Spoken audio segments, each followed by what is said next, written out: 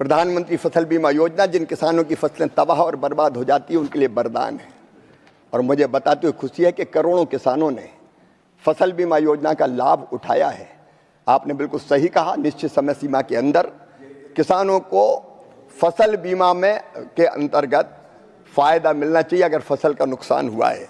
और इसके लिए माननीय अध्यक्ष महोदय, मैं आपको बताना चाहूँगा, हमने 2,90,00,000 किसान आईडी को राष्ट्रीय फसल बीमा पोर्टल से जोड़ने का काम किया है। किसान आईडी के माध्यम से माननीय अध्यक्ष महोदय, मैं केवल एक उदाहरण देना चाहूँगा। महाराष्ट्र सरकार का फसलों का नुकसान हुआ, व्यापक नुकसान हुआ असमय बारिश के कारण। 89 लाख किसानों को, 89 लाख किसानों की फसल की क्षति का आकलन सैटेलाइट आधारित रिमोट सेंसिंग के माध्यम से 5 दिन के अंदर करके 89 लाख किसानों के खाते में 14 करोड़ रुपए सीधे ट्रांसफर करने का चमत्कार इसी के कारण संभव हुआ। और इसलिए मैं माननीय सदस्य को आश्वस्त करना चाहता हूं, हमने फसल बीमा योजना में भी कई तरह के परिवर्तन किए। जैसे एक आपने देरी की बात कही, हमने ये तय कर दिया है कि 1 महीने के अंदर राज्य सरकार को नुकसान जो हुआ है, रिमोट सेंसिंग के माध्यम से तो तत्काल पता चलता है कितना नुकसान हुआ है, लेकिन कई सरकारें अब इसको नहीं अपना रही। 1 महीने के अंदर उनको क्षति के आकलन करके जानकारी देनी पड़ेगी कि नुकसान कितना हुआ है। और उसके बाद सारी औपचारिकताएं पूरी होने के बाद ये जरूरी है कि बीमा कंपनी 21 दिन के अंदर क्लेम सेटल कर दे, 21 दिन के अंदर। और 21 दिन के अंदर अगर बीमा कंपनी क्लेम सेटल नहीं करेगी तो 12% की दर से उन पे ब्याज लगेगा, जो किसान के खाते में सीधा डालने का काम किया जाएगा। हमने ये भी तय किया है कि राज्य सरकार कई बार अपना हिस्सा नहीं डालती, केंद्र अपना पैसा दे देती। मैं किसी एक राज्य सरकार की बात नहीं कर रहा, कई बार डिले होता है। अगर ऐसा डिले हुआ तो 12% ब्याज राज्य सरकार के ऊपर भी लगाया जाएगा, जो सीधे किसान के खाते में डाला जाएगा। तो एक तो टेक्नोलॉजी का इस्तेमाल करके माननीय सभापति महोदय तत्काल क्लेम सेटल हो जाए, इस बात का प्रयत्न लगातार हम लोग कर रहे हैं। और मैं आपके माध्यम से किसान भाइयों को आश्वस्त करना चाहता हूं, चाहे बीमा हो चाहे ऋण हो। पहले किसान को अगर लोन लेना होता था तो बैंकों में कई तरह के कागजों की पूर्ति करनी पड़ती थी, अब ये ले आओ, अब ये ले आओ, अब ये ले आओ। अब किसान आईडी, फार्मर आईडी अगर उसके पास है तो सारा रिकॉर्ड उस फार्मर आईडी में उसके पास है, वो बैंक में रखेगा और तत्काल उसको लोन मिल जाएगा। जैसे पीएम किसान सम्मान निधि तत्काल ट्रांसफर होकर डीबीटी के माध्यम से खाते में पहुंच जाती है। माननीय सभापति महोदय, अब डेटा एक ताकत है, टेक्नोलॉजी और डेटा आज के युग में एक बड़ी ताकत है। और मुझे कहते हुए प्रसन्नता है, डिजिटल एग्रीकल्चर मिशन के माध्यम से युवा पीढ़ी कैसे नवाचार इनोवेशन करे, कैसे उद्यमता के क्षेत्र में तेजी से आगे बढ़े, मुझे बताते हुए प्रसन्नता है। खेती के क्षेत्र में कई युवा नित्य नए प्रयोग कर रहे हैं, खेती में भी प्रयोग कर रहे हैं, हॉर्टिकल्चर में अलग प्रयोग कर रहे हैं। उनके दिमाग में जो उनका जो टैलेंट है उसका इस्तेमाल करके स्टार्टअप कल्चर लेके आ रहे हैं। और इसलिए कृषि में नवाचार हो, स्टार्टअप्स आए, नौजवान अपने टैलेंट का इस्तेमाल करके उत्पादन बढ़ाएं। इसके लिए माननीय सभापति महोदय, उनको एग्रीस्टेक का लाभ उठाकर वो अनेकों तरह की जानकारियां प्राप्त कर सकते हैं। इनाम पोर्टल के माध्यम से किसानों को नया बाजार तलाशने में मदद कर सकते हैं, उत्पादन में विविधता लाने के प्रयास कर सकते हैं, किसानों को बेहतर मूल्य कैसे मिल सकता है इसमें वो जानकारियां जुटा सकते हैं, आय कैसे बढ़े, कौन सी खेती करें, वो वैल्यू एडिशन कैसे हो, इसमें वो मदद कर सकते हैं। युवा स्टार्टअप्स और इनोवेटर्स और अन्य एजेंसी एग्रीस्टेक के डाटा का उपयोग किसानों के लिए उनके उत्पादों के बेहतर समाधान के लिए कर सकते हैं, बेहतर सेवाओं के विकास के लिए कर सकते हैं। और इसके अलावा जीआईएस मैपिंग से संबंधित डेटा का लाभ उठाकर नए समाधान तैयार कर सकते हैं, जो किसानों और समग्र कृषि के लिए फायदेमंद होगा।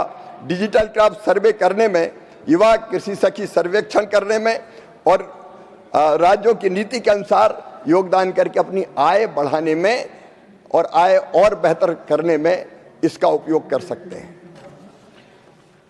Fourth supplementary, Sriman Masan Rao Yadav Bidaji. Sir, thank you for giving me the opportunity to raise the supplementary question. Next. Sir, while digital agriculture initiatives such as AgriStack and Digital Crop Survey are intended to improve service delivery to farmers, timely settlement of crop insurance claims remains critical, especially for crops with short production cycles of 3 months or less. Delays in assessment and payout can significantly affect farmers' liquidity and their ability to reinvest in the next crop cycle, sir. In this context, I would like to ask the Honorable Minister through you, sir, whether these digital agriculture platforms are being leveraged to fast-track crop loss assessment and insurance claim processing, and what measures are being taken to ensure time-bound settlement for short-duration crops, sir. Thank you, sir. Honorable Minister. माननीय सभापति महोदय, बहुत महत्वपूर्ण सवाल पूछा है के लिए और आजीविका के सुधार में लाने के लिए करने का फैसला किया है। और इसके लिए माननीय अध्यक्ष महोदय, हमने एक नहीं अनेकों योजनाएं बनाई है। एक है हमारी किसान ई मित्र, और किसान ई मित्र ये आवाज आधारित एआई चैटबॉट है। माननीय सभापति महोदय, पीएम किसान सम्मान निधि हो, फसल बीमा योजना हो, किसान क्रेडिट कार्ड से जुड़ी समस्याएं हो, किसान अपने सवाल इस चैटबॉट के माध्यम से पूछता है और उसको तत्काल जवाब मिलता है। और ये केवल हिंदी और अंग्रेजी में नहीं है। मुझे बताते हुए प्रसन्नता है कि 11 क्षेत्रीय भाषाओं में किसानों के सवाल का जवाब देने का काम एआई के माध्यम से दिया जा रहा है। और अब तक लगभग 93 लाख प्रश्नों के उत्तर दिए जा चुके हैं। लगभग प्रतिदिन 8000 सवाल पूछे जाते हैं और उनका समाधान एआई के माध्यम से हमारा कृषि विभाग देने का काम कर रहा है।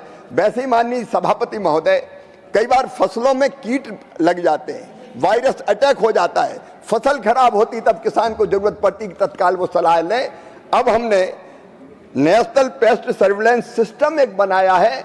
अगर अपने पौधे का पत्ती का फोटो खींच के भी किसान मोबाइल के माध्यम से डाल देता है तो तत्काल उसको बताया जाता है कि कौन सा रोग है, कौन से कीट का प्रकोप है और उससे बचने के लिए किसान को कौन सी दवाई डालना चाहिए। ये काम भी राष्ट्रीय कीट निगरानी प्रणाली के माध्यम से कर रहे हैं। माननीय सभापति महोदय, इसके अलावा एआई के माध्यम से मानसून के पूर्वानुमान की सूचना भी दी जाती है। पहले 4 सप्ताह की, फिर 3 सप्ताह पहले, फिर 2 सप्ताह और फिर 1 सप्ताह के पहले भी बताया जाता है कि वर्षा कब होगी, कितनी होगी, होगी कि नहीं होगी, किसान को अभी फसल बोना चाहिए कि नहीं बोना चाहिए। ये सारी जानकारी एआई के माध्यम से देने का हमने काम किया है। और अब तो मैं प्रधानमंत्री जी को हृदय से धन्यवाद देता हूं।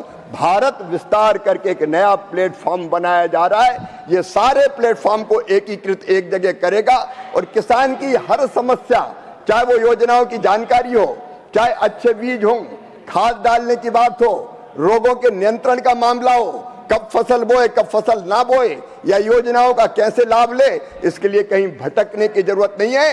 वो केवल सवाल पूछेगा और भारत विस्तार के माध्यम से उसको उत्तर मिल जाएगा। वो अपनी खेती को बहुत बेहतर कर पाएगा। और ये टेक्नोलॉजी का इस्तेमाल करके मोदी सरकार कर रही है। थर्ड सप्लीमेंट्री, श्रीमान पका वेंकट सत्यनारायण जी। Thank you, Honorable Chairman, sir. Thank you for giving me this opportunity. As the nation has witnessed the importance of agriculture at the very crucial time of the COVID juncture, I would like to know through you from the concerned minister that how the government through the digital agricultural mission encouraging or proposing to encourage the farming among the youth as either entrepreneurial or profitable activity. In what ways will be the digital agricultural mission enable the government agencies to deliver its service more effectively and efficiently to the farmers? Honorable Minister. माननीय सभापति महोदय,